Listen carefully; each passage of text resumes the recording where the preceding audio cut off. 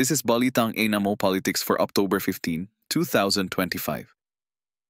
Natuklasan ng bagong poll na halos lahat ng Pilipino ay naniniwalang laganap ang katiwalian sa lahat ng sangay ng gobyerno, mula sa mga opisyal ng Malacanang hanggang sa mga senador at kontratista. Ang mga paghahayag ay nagbunsod ng mga panawagan para sa mga kagyat na reforma. Ang pinaghihinalaang normalisasyon ng korupsyon ay nagdudulot ng galit ng publiko. Bumagsak ang trust rating ni Pangulong Marcos at Vice Presidente Duterte, ayon sa Pulse Asia, kasunod ng isang malaking iskandalo sa pagbaha control project. Ang pagbagsak ay nagpatindi ng mga kahilingan para sa pananagutan at legal na aksyon laban sa mga pampublikong opisyal. Ang issue ay nangingibabaw sa mga headline sa gitna ng patuloy na anti-corruption rally. Isinasaad ng Malacanang na ang desisyon kung si Martin Romualdez ay magiging state witness para sa investigasyon sa katiwalian sa infrastruktura ay nakasalalay sa DOJ.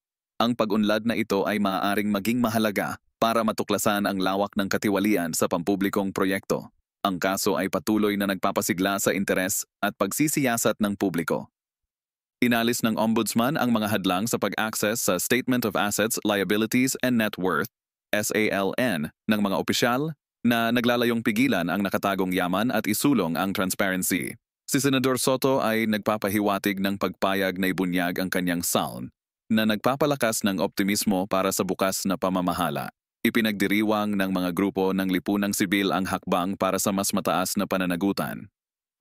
Ang bagong data ng Pulse Asia ay nagpapakita na ang inflation ay nananatiling pangunahing alalahanin sa mga Pilipino, kung saan ang katiwalian ay malapit sa likod. Ang mga alalahanin at iskandalo sa ekonomiya ay binibigyang diin ang mga kagyat na panawagan para sa reforma. Ang survey ay sumasalamin sa patuloy na panlipunan at pang-ekonomiyang pagkabalisa.